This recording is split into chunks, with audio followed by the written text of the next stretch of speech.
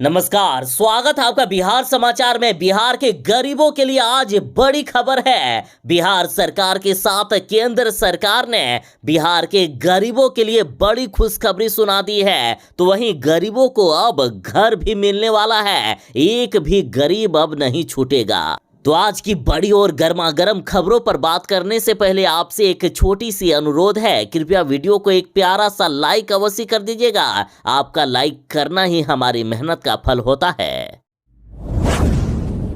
बिहार में पीएम आवास बनाने की प्रक्रिया अब तेज कर दी गई है। बिहार के हर गरीब को, हर पात्र को आवास मिलेगा, पीएम आवास मिलेगा। मुख्यमंत्री नीतीश कुमार जी ने ऐलान कर दिया है कि बिहार के कोई भी गरीब ऐसा ना हो जिनको उनका घर ना मिले। और साथ ही इधर बड़ी खबर है कि जिनका पीएम आवास पास हो गया है और उनको पहली किस्त की राशि दे दी गई है, उसके बावजूद भी यदि उन्होंने अपना घर बनाने का काम पूरा नहीं किया तो उनके खिलाफ अब कार्रवाई की जाएगी। तो वहीं बिहार में पीएम आवास योजना में सबसे आगे है बिहार का किशनगंज जिला।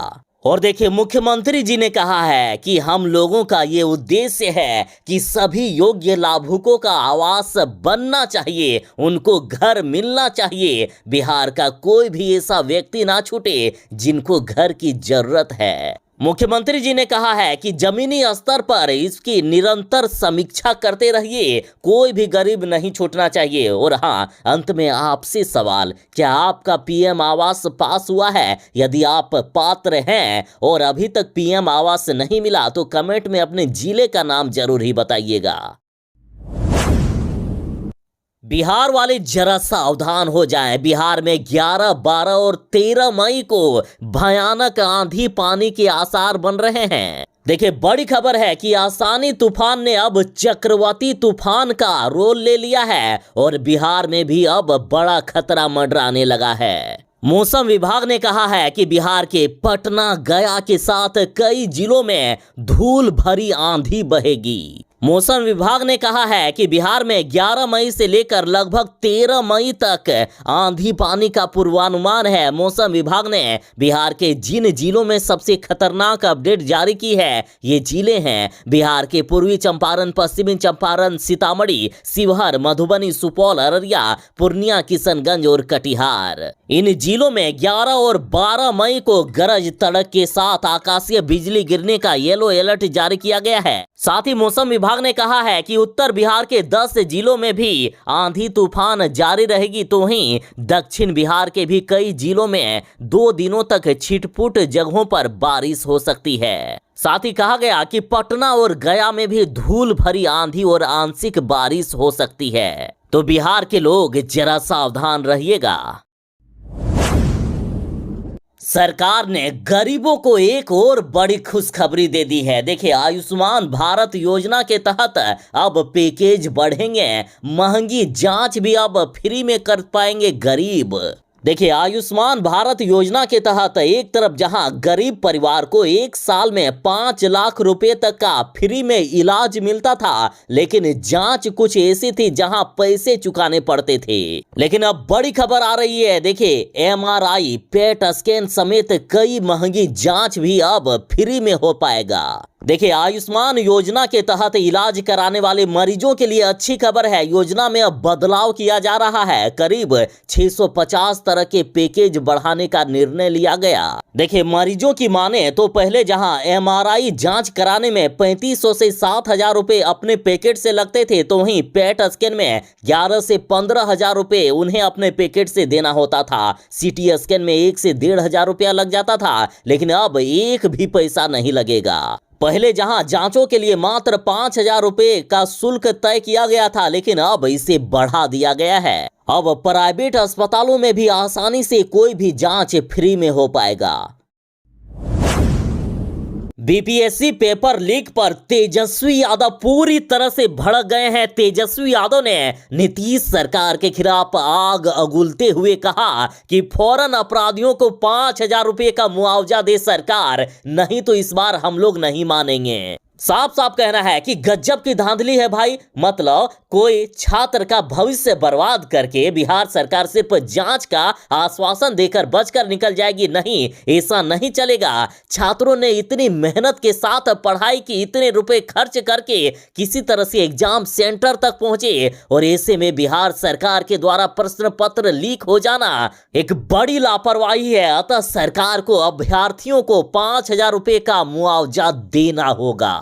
देखिए, तेजस्वी यादव ने खूब गुस्से में कहा है कि बीपीएससी का नाम ही बदल देना चाहिए, इसका नाम बिहार राज्य लीक आयोग कर देना चाहिए। तेजस्वी यादव ने कहा है कि जरा सोचिए कि जब बीपीएससी का पेपर लीक हो जा रहा है तो कल्पना कीजिए कि अन्य संस्थानों में क्या हाल होगा। तेजस्वी यादव ने कहा है कि बिहार बोर्ड का तो हमेशा प्रश्न पत्र लीक होता है। हम लोगों ने कई बार सदन में भी इस मामले को उठाया है, लेकिन सरकार में बैठे लोग ध्यान ही नहीं देते हैं। इन्होंने कहा कि निश्चित तौर पर बिहार के नौजवानों छात्रों के भविष्य के साथ खिलवाड़ किया जा रहा है। जो भी दोषी हैं, टीम गठित कर कार्रवाई करनी चाहिए, दोषियों को सजा देनी चाहिए ताकि भविष्य में ऐसी गलती फिर से ना हो। साथ ही तेजस्वी यादव ने कहा कि छात्र दूर दराज से परीक्षा देने आए थे, ऐसे में छात्रों को सरकार के द्वारा 5,000 रुपए का अविलंब मुआवजा देना चाहिए।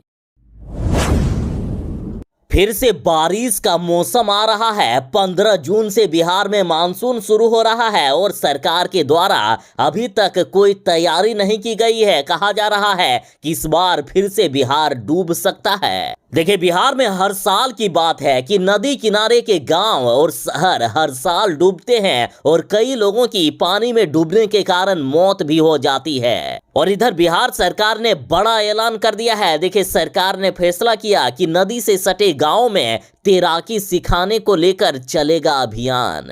देखिए, राज्य की नदियों से सटे 5 किलोमीटर के दायरे वाले गांव में लोगों को तैराकी सिखाई जाएगी। सरकार इसके लिए विशेष अभियान चलाएगी। ये अभियान राज्य के उन 18 जिलों में विशेष तौर पर चलाया जाएगा जहां डूबने से अधिक मौतें हो रही है। और सबसे पहले बिहार के जिन जिलों में तैराकी सिखाया जाएगा, ये जिले हैं बिहार के पूर्वी चंपारण, सारण, जहानाबाद, खगड़िया, पटना, अरवल, मुंगेर, समस्तीपुर, रोहतास, शिवहर, बेगूसराय, मधेपुरा, लखीसराय, कटिहार, भागलपुर, नालंदा, गया और किशनगंज।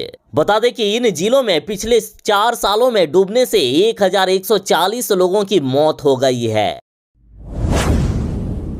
बीपीएससी पेपर लीक हो जाने पर अभ्यर्थियों ने अपना दर्द जाहिर किया। अभ्यर्थियों ने कहा कि अंदर से टूट गए हैं, ऐसा लग रहा है कि हम पर सुसाइडल अटैक हुआ है। देखिए, ईटीवी भारत ने कई अभ्यर्थियों से उनकी राय जानी। अभ्यर्थियों ने कहा कि हमारा मन विचलित है। पिछले 6 महीने से रूम से बाहर सिर्फ खाना खाने जाते थे, दिन रात पढ़ाई की, दोस्तों की शादी में भी नहीं गए, घर से दूर आकर परीक्षा देने में हजारों खर्च कर दिए और अब ऐसा लग रहा है कि हम पर सुसाइडल अटैक हुआ है। और इसी क्रम में कई अन्य अभ्यर्थियों ने कहा है कि हमने कई दिनों तक जी तोड़ मेहनत करके पढ़ाई की, परीक्षा भी अच्छा गया, वह परीक्षा अब रद्द हो गई है। परीक्षा रद्द होने के बाद अभ्यर्थियों ने कहा है कि हम अंदर से पूरी तरह से टूट गए हैं, हम लोगों के साथ खिलवाड़ किया गया है। तो वहीं एक अन्य अभ्यर्थी ने कहा कि मैं पश्चिमी चंपारण का रहने वाला हूं, दिल्ली में रहकर परीक्षा की तैयारी करते थे,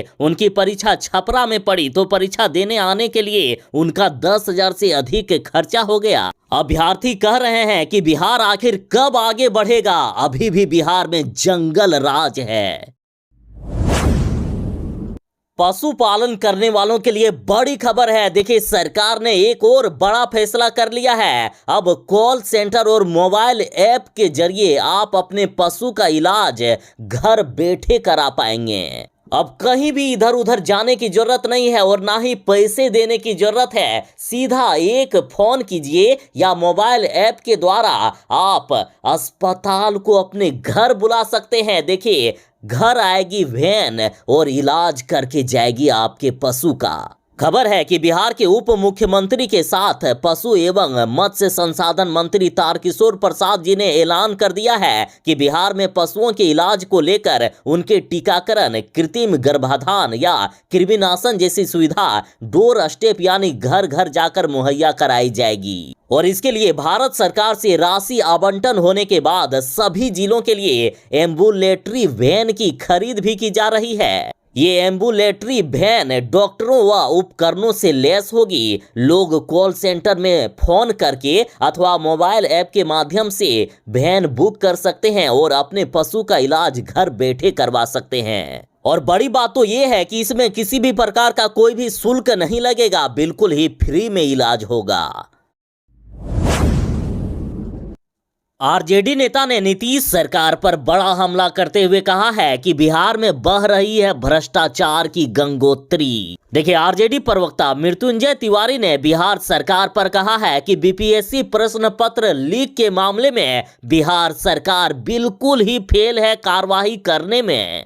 आरजेडी ने कहा है कि इस सरकार की विदाई तय है। जनता देख रही है कि कैसे भ्रष्ट अधिकारियों के हाथों से सरकार चल रही है। आरजेडी ने कहा है कि अब इस बार जनता नहीं मानने वाली है, जनता इस सरकार को उखाड़ फेंकेगी। मृत्युंजय तिवारी ने कहा कि जनता पूरी तरह से समझ गई है कि बिहार में भ्रष्टाचार पर अंकुश लगाने में वर्तमान सरकार पूरी तरह से नाकाम साबित हो रही है। यही कारण है कि मुख्यमंत्री ये कहकर निकल जाते हैं कि हमें कुछ पता ही नहीं है, मामले की जांच होगी। इन्होंने कहा कि सच्चाई तो ये है कि नीतीश कुमार जी के संरक्षण में ही ये सब अपराध होते हैं, इसलिए बिहार में अपराधी बचकर निकल जाते हैं। देखिए, इन्होंने कहा कि जिस तरह से प्रश्न पत्र लीक हुआ, जिस तरह से भ्रष्टाचार की गंगोत्री बिहार में बह रही है, ये जनता साफ साफ देख रही है।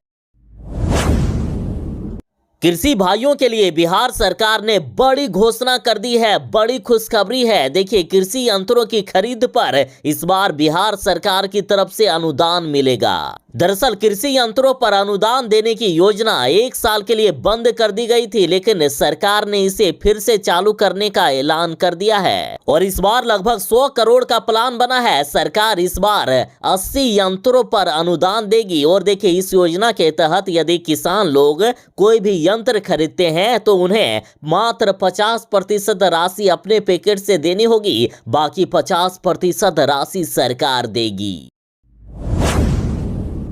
बीपीएससी पेपर लीक पर तीखा रिएक्शन सामने आया है। कहा जा रहा है कि बिहार में बहार है, पढ़ल लिखल बेकार है, नौकरी के लेल जोगार है। साथ ही देखिए, कोचिंग गुरुओं का क्या रिएक्शन आया है। तो देखिए, पटना में रहमान कोचिंग चलाने वाले गुरु रहमान ने कहा है कि 73 साल के इतिहास में इससे बुरा दिन बिहार के लिए कभी नहीं आया होगा। रहमान ने कहा कि पढ़ेगा बिहार, बढ़ेगा बिहार, सिर्फ नाटकबाजी है। अगर 11:40 में पेपर आउट हुआ तो मुख्यमंत्री नीतीश कुमार, बीपीएससी के अध्यक्ष, सचिव या जो भी लोग इसके लिए जिम्मेदार हो, उन सबों की तुरंत गिरफ्तारी करने का फरमान जारी करे। मैं 24 साल से पढ़ा रहा हूं, लेकिन 73 साल के इतिहास में ऐसा नहीं हुआ।